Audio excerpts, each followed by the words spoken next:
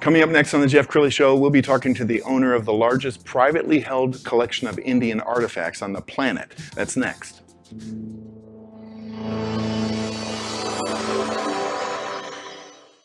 Many are predicting that the worst is yet to come, which is unfortunate, said one person here. Until now, they've enjoyed the reputation of being the nation's I Spies. Watched a burglar in his home this morning by webcam. As a journalist of over 25 years, stories are what make my world turn. Reporting live from the Dallas newsroom tonight, Jeff Crilley, Fox 4 News. But in 2008, I took the jump from my familiar life and started a PR firm from my home. We're talking about anyone with a camcorder like the one I'm using becomes a television network. We started slowly growing the company, and we now have over 100 clients, and we've branched into the world of live digital broadcasting. I now own 8 different TV studios and have a huge team, and the stories that I now get to share are sometimes the most important of my life. Life has a funny way of coming around full circle. This is the Jeff Crilley Show. Well, most of us remember a little bit from grade school on Native American history, some of the battles at Little Bighorn. Some of those things might be familiar to you. We're going to be talking to the man who literally wrote the book on Native American history, Wendell Grangaard. Thank you for coming into the studio. And thank you for inviting me. I hope that a lot of people can enjoy what we're going to talk about. Absolutely. Well, we have a display of artifacts on the table, and I have to tell you, this is just a sliver of his collection, and you have millions and millions of dollars of artifacts here. Wendell, why don't you go through and show us what we've got? I would love to. In the very front one, it belonged to a gentleman by the name of Crazy Horse. He took the rifle from Lieutenant Grumman at the Battle of Fetterman. The next one down is a 66 Yellow Boy, and it was owned by Sitting Bull. Sitting Bull received it as a gift from Red Cloud in 1870 when he was elected the head chief of all the nations. And then the one right below it is a deluxe 73 Winchester that he killed a Crow war chief and took it away from him. Each gun now that was taken in mortal combat is marked, and they have special marks on it. And the Crazy Horse one and the Sitting Bull one both have that same mark, only it's written a little bit differently by each individual. This one right in front of me is Custer's Bulldog, the ivory-handled one. This one was found on the battlefield in his coat. He wore a leather coat that day with fringes, and in each pocket was one of these ivory-handled bulldog revolvers. And they were taken by some Cheyenne gentlemen. Now, and then the far side over here by Jeff is a gun that belonged to Crazy Horse. He took it, he was guarding the Pahasapa, which is the Black Hills. And he had his ghost dancers in there, and he killed a man in French Creek. He was quite taken with that man because they fought with Bowie knives. And because the man was in the creek picking up gold, and he had laid his revolver on the bank. So rather than Crazy Horse shooting him at a distance, which he could have done very easily, he pulled out his knife because he saw that the man had a knife. He honored that man right up until his death, because he told his wife when he died that he was going to see this gentleman who was one of the bravest men he ever killed.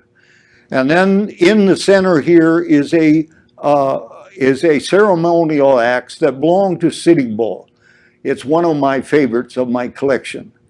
And on it is the axe itself was made at Fort Token by a blacksmith by the name of McLaughlin. And then on each, on the blade, he has a symbol on there of a heart. And that represents the Strong Heart Society, which Sitting Bull started.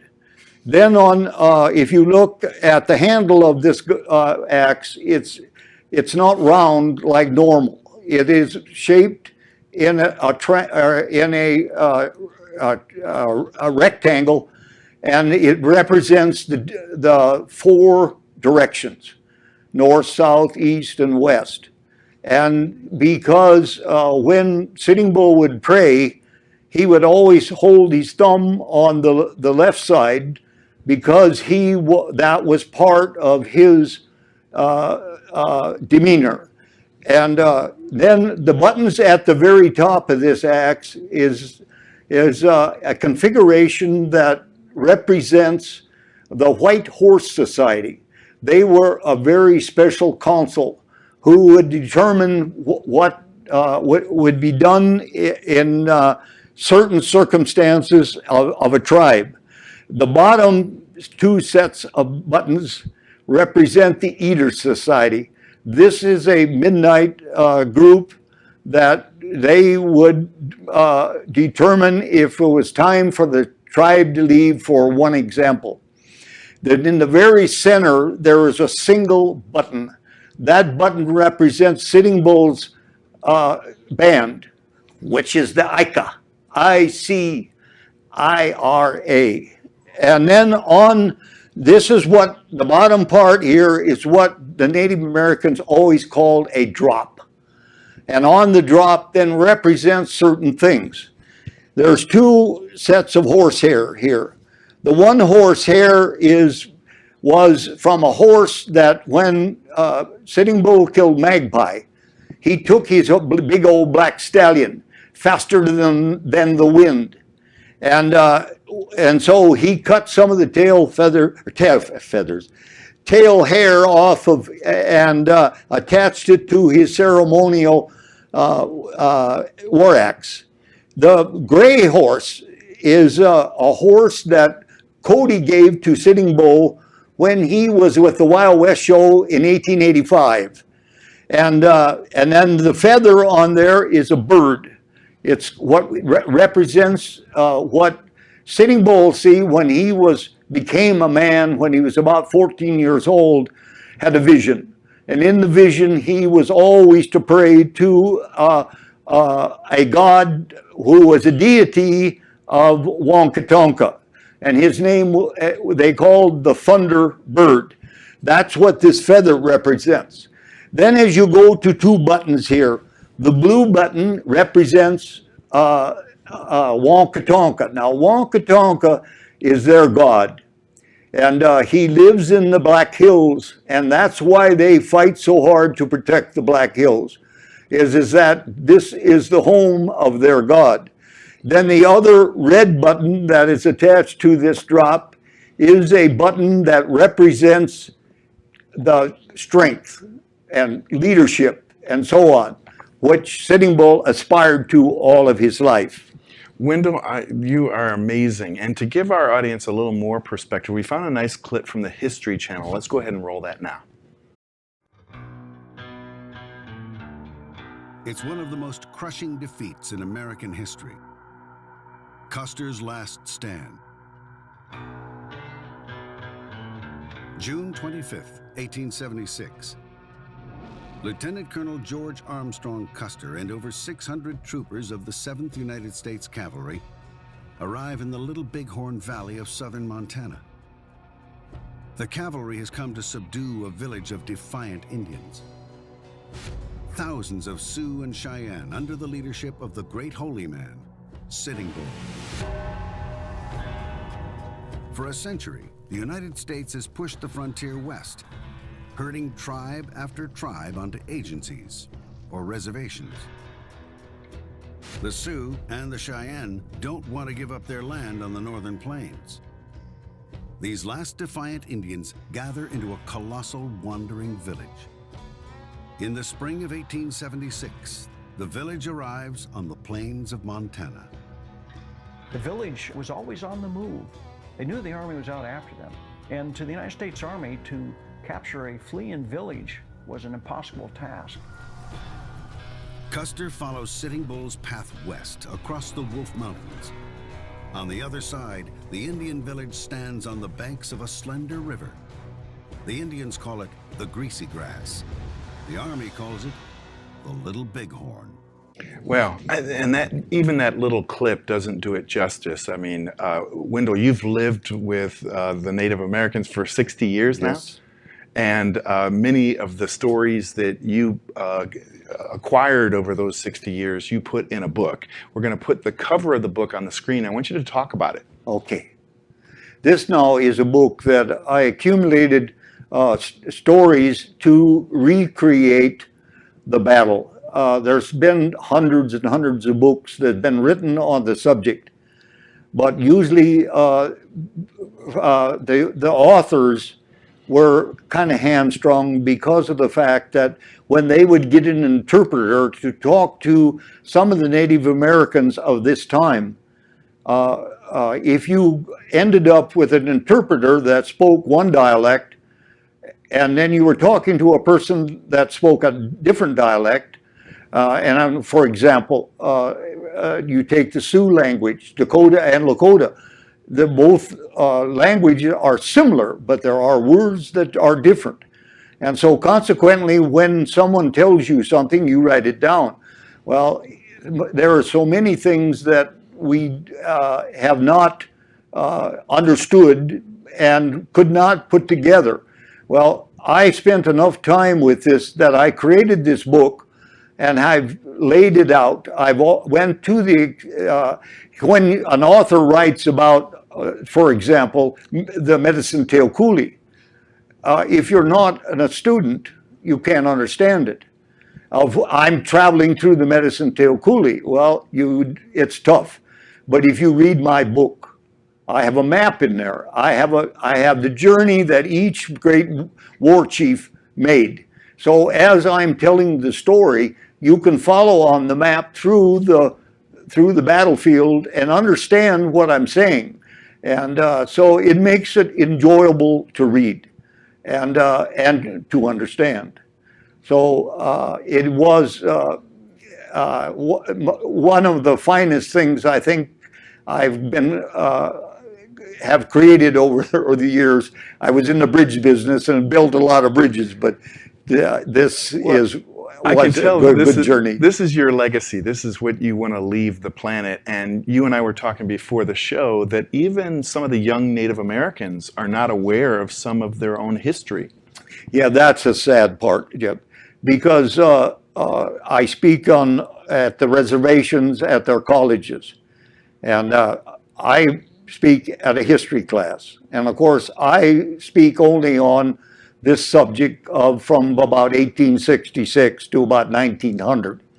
But spending that much time with my Native Americans, I knew descendants, very close friends of Sitting Bull, Crazy Horse, Two Moons, so these gentlemen conveyed to me the stories. Well, over time then, I found that the Native Americans themselves were starting to lose their history. And Benjamin Black Elk, who was my greatest instructor, has made me make a promise that I will not let this history die. Chip. And the history books that we read as kids are written from a certain perspective. Yeah, exactly. That's exactly right. Yeah, I see, and I've tried to correct in my book the misunderstanding of situations. And I was lucky enough to have known Benjamin Black Elk. Ben had a wife whose name was Ellen. And Ellen was a cousin of Crazy Horse's wife, Blackshaw. And of course, Blackshaw lived till 1926. And she lived right beside Ellen and the Black Elk family at Manderson on the Pine Ridge Reservation. Well, she always liked to reminisce. For example, one time they were cutting up carrots and making a stew. and she cut her finger and the blood was running. So she stood there and talked about how when her husband died at Fort Robinson. That history has never been recorded because it's private. It'll be in my next book, The Life of Crazy Horse. We only have about a minute left. Why don't you leave the audience with maybe a moral to this story? Why is it important that we preserve this history and know this history? It's so important because it is such a big part of America. Now, we whites came here and have established a great country, but the society and the civilization that the Native Americans had, which we called the nations, was great. And there are so many things that they don't get credit for. And in what I write in my books, what I record on each one of the weapons that their history, I'm trying to preserve that, because that was my when I lost Benjamin Black Elk, I made a promise to him that I would not let this die.